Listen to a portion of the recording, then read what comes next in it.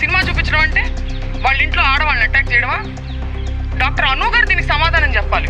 వాళ్ళ వైఫ్ ఎవరైతే ఉన్నారో ఆవిడ సమాధానం చెప్పాలి. వాళ్ళ పెమసాని గారు మాట్లాడిన దాన్ని సమర్థిస్తారేమో ఆవిడ. నేను అడుగుతున్నాను ఆవిడ. మహిళల మీద దాడి చేస్తాం, మీ ఇంట్లో మహిళల మీద, అప్పుడు కూడా నువ్వు భయపడవా అని అనడం ఇది రౌడీజం అవుతుందా, రాజకీయం అవుతుందా? స్టేట్లో లా అండ్ ఆర్డర్ ఉన్నట్ట అల్లరి మూకల్ని ఎంకరేజ్ చేసి పోలీస్ వ్యవస్థను పూర్తిగా నిర్వీర్యం చేసి దగ్గరుండి వాళ్ళని ఎంకరేజ్ చేస్తూ స్త్రీల మీదకి ఉసిగొలుపుతూ బయట ఉండి ఒక మహిళా ఆధ్వర్యంలో ఒక మహిళా హోమ్ మినిస్టర్ ఉన్నటువంటి స్టేట్లో ఇది జరుగుతుంది.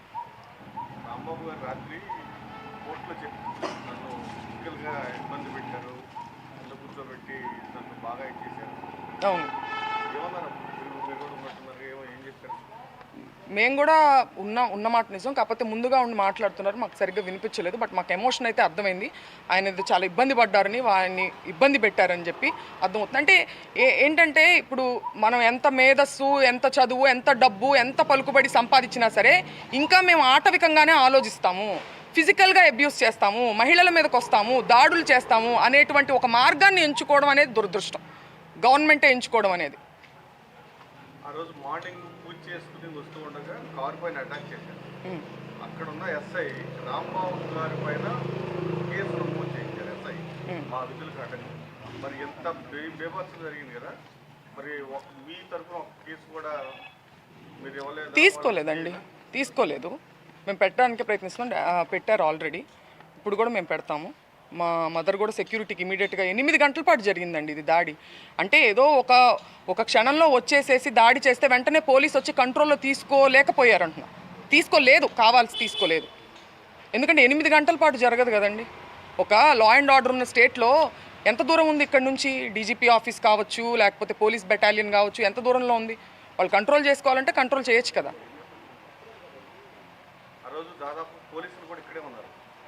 వాళ్ళు ఎంతమంది ఉన్నారో రౌడీలు, పోలీసులు కూడా అంతే మంది ఉన్నారు. ఎందుకని కనీసం లాఠీ చార్జ్ చేయడం కానీ ఏమీ చేయలేదండి, ఏమీ చేయలేదు. మేము వింటూనే ఉన్నాము. వాళ్ళ వెనకాలే ఫాలో అవుతూ వస్తున్నారు, ఊరికే కంట్రోల్ చేస్తున్నట్టుగా యాక్షన్ చేస్తున్నారు. మేము పైన బెడ్రూమ్లో ఉండడం జరిగింది, చుట్టూ పగలు కొట్టుకుంటూ వాళ్ళు ఒక్కసారి కూడా కంట్రోల్ చేసినట్టు నాకు మాట కూడా వినిపించలే. కనీసం మాకు అన్నీ వినిపిస్తున్నాయి, వాళ్ళ అరుపులు, వాళ్ళు తిట్టే బూతులన్నీ కూడా మాకు వినిపిస్తున్నాయి. టోటల్గా అసలు ఆ రోజు ఎపిసోడ్ చూసుకుంటే మీకు ఏమనిపించింది? ఉదయం దాడి కానీ లేకపోతే ఇక్కడ రావడం మొత్తం అంటే మేము నిజంగా ఎక్స్పెక్ట్ చేయలేదండి. అంటే ఉద్రిక్త వాతావరణం మధ్యాహ్నం 3-4 అప్పటి నుంచి ఉన్నప్పటికీ మేము వెళ్ళిపోయి ఉండొచ్చు, మహిళలు, ఇంట్లో ఉన్న మహిళలు మేము వెళ్ళిపోయి ఉండొచ్చు. కానీ మేము ఇంత నీచమైనటువంటి జరుగుతుంది, ఒక గవర్నమెంట్ ఉన్న, ఒక ప్రాపర్ గవర్నెన్స్ ఉన్న స్టేట్లో ఇలా జరుగుతుందని ఎక్స్పెక్ట్ చేయలే. ఆఫీస్ మీద అంటే తగాదా జరగచ్చు అని అనుకున్నాం, కానీ ఇంట్లోనే ఉన్నాం స్త్రీలందరం. అసలు ఎక్స్పెక్ట్ చేయలేదు కాబట్టి మేము అక్కడే ఉన్నాం, ఖాళీ చేయకుండా మహిళల లోపలే ఉన్నాం. లేకపోతే ముందుగానే వెళ్ళిపోయేవాళ్ళం. దాదాపు రాంబాబు గారు కొన్ని దశాబ్దాల నుంచి ఉన్నారు. ఇలాంటి పరిస్థితి ఎప్పుడన్నా స్టేట్లో ఎక్కడ చూసారా? నేను చూడలేదండి. నా చిన్నప్పటి నుంచి నేను రాంబాబు గారిని చూస్తున్నాను. ఆయన రాజశేఖర రెడ్డి గారితో పాదయాత్ర చేసిన దగ్గర నుంచి, తర్వాత ప్రతిపక్షంలో చాలాసార్లు ఉన్నారు. ఎన్నో గొడవలు, పోలీసులు, ఇవన్నీ మాకు పరిచయం లేని విషయాలు ఏం కాదు, మేము చిన్నప్పటి నుంచి ఫేస్ చేస్తున్నవే. కానీ ఇంత మా మీదకొచ్చి, మహిళల మీదకొచ్చి, అంటే మహిళలను అడ్డం పెట్టుకుని ఆయన్ని బెదిరించే ప్రయత్నం, ఇది దీన్ని ఖండిస్తున్నా.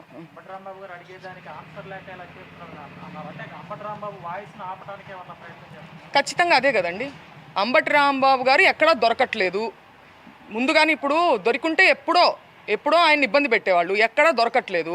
పైగా నన్ను అరెస్ట్ చేయండి అనే ఒక కాన్ఫిడెన్స్ని ప్రదర్శిస్తున్నారు. అరెస్ట్ చేయండి అనే కాన్ఫిడెన్స్ ఎక్కడి నుంచి వస్తుందండి? మనం ఏం తప్పు చేయలేదన్నప్పుడే కదా అంత కాన్ఫిడెంట్గా ఉంటాం. అది ఇప్పుడు ఏంటంటే నేను అలా ఉండాల్సింది కాదని చెప్పినప్పటికీ ఇంతకు మించి ఆయన ఎక్కడా పట్టుకోలేము. దీన్ని పట్టుకొని మనం అడ్వాంటేజ్ తీసుకొని మనం కక్ష సాధింపు చేయాలి.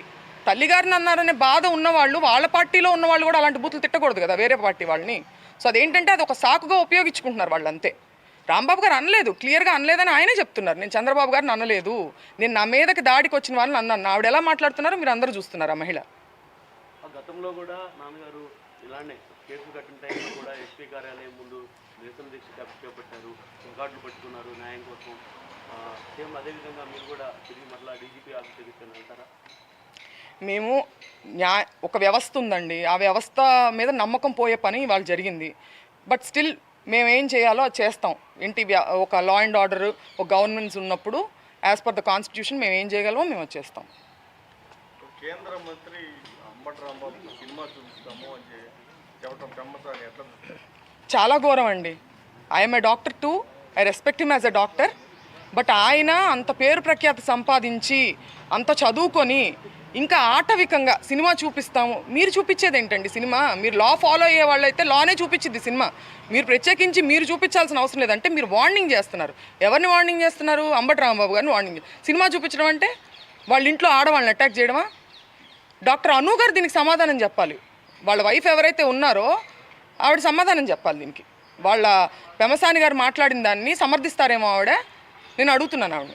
మహిళల్ని అంటే మాకు సినిమా చూపించారు వాళ్ళు, రాంబాబు గారికి కాదు. ఇంట్లో ఉన్నటువంటి మా అమ్మగారు సాధారణ గృహిణి, మేము రాజకీయాల్లోకి మాకేం సంబంధం లేదు.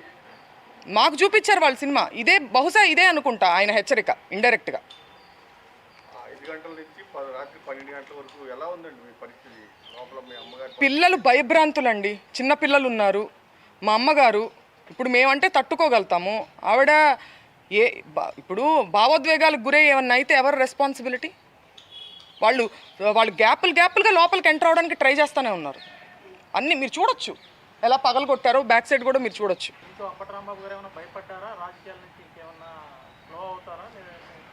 రాంబాబు గారు, అంబటి రాంబాబు గారు నిజానికి భయపడతారు, బెదిరింపులకు కాదు, ఇలాంటి చీప్ టాక్టిక్స్కి కాదు.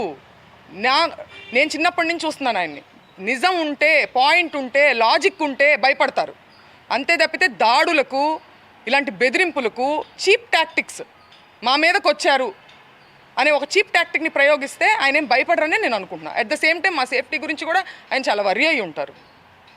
ఏమైనా మాట్లాడే అవకాశం కలిగిందా రాంబాబు గారితో మీరు? లేదండి, కనీసం అనుమతించలేదా? అనుమతించలేదు. పోలీసులు నెట్టేస్తానే ఉన్నారు. మాకు మాట్లాడడానికి అసలు అవకాశం ఏం లేదు. మేము జస్ట్ చూస్తూ ఉన్నాం అంతే. వాళ్ళందరికీ తెలుసు ఆయన ఆఫీస్లో ఉన్నారని చెప్పేసి అదే పనికి ఇంటి మీదకి రావడానికి వాళ్ళ ఉద్దేశం. ఆవిడ డైరెక్షన్, గల్లా మాధవి గారి డైరెక్షన్. ఆవిడ వచ్చి హస్బెండ్తో వచ్చి ఆవిడ ఇలా చెయ్యెత్తితే వాళ్ళు ఆపేస్తున్నారు, చేయించితే వాళ్ళు రెచ్చిపోతున్నారు. అక్కడ ఉన్న మగవారందరూ అరుస్తున్నారు, వైసీపీ కార్యకర్తలు. ఇంట్లో లేడీస్ ఉన్నారండి, వెళ్ళొద్దండి అని మీరు వీడియో క్లిప్పింగ్స్లో చూడొచ్చు.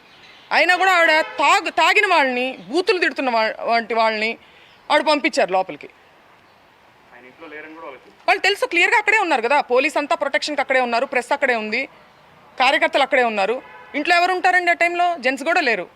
ఎందుకు పంపించారు? ఈయన బెదిరించడానికి, ఈయన మానసికంగా ఇబ్బంది పెట్టడానికి, మహిళలను అడ్డం పెట్టుకుని వాళ్ళ ఇంట్లో మహిళలను బెదిరించి అడ్డం పెట్టి భయపెట్టడానికి. ప్రెస్ మీట్ అయిన తర్వాత 4 గంటలకు వచ్చి ప్రెస్ మీట్ చెప్పారు, లోపలికి వెళ్ళిపోయారు. కార్యకర్తలంతా రాంబాబు గారిని చూడటానికి వచ్చారు. కార్యకర్తలందరినీ పోలీసులు పంపించేసిన తర్వాత వాళ్ళు వచ్చారు. ఎలా చూస్తారు నేను? ఎవరు వచ్చారంటున్నారు? టీడీపీ వాళ్ళు వచ్చారు, వైసీపీ వాళ్ళు, వాళ్ళందరూ పోలీసులు పంపించేశారు. వాళ్ళు టీడీపీ వాళ్ళు ఎవరైతే దాడి చేస్తున్నారో వాళ్ళని ప్రొటెక్ట్ చేయడానికి వచ్చిందండి పోలీసు, మమ్మల్ని ప్రొటెక్ట్ చేయడానికి కాదు. వాళ్ళకి కోఆపరేట్ చేస్తూ, వాళ్ళకి దాడి చేయడానికి పరిస్థితులను అనుకూలంగా మలుస్తూ అలా ఆ ఫెసిలిటీ అంతా క్రియేట్ చేశారు. వాళ్ళకి గ్రౌండ్ ప్రిపేర్ చేయడానికి యాక్ట్ చేసింది పోలీసు.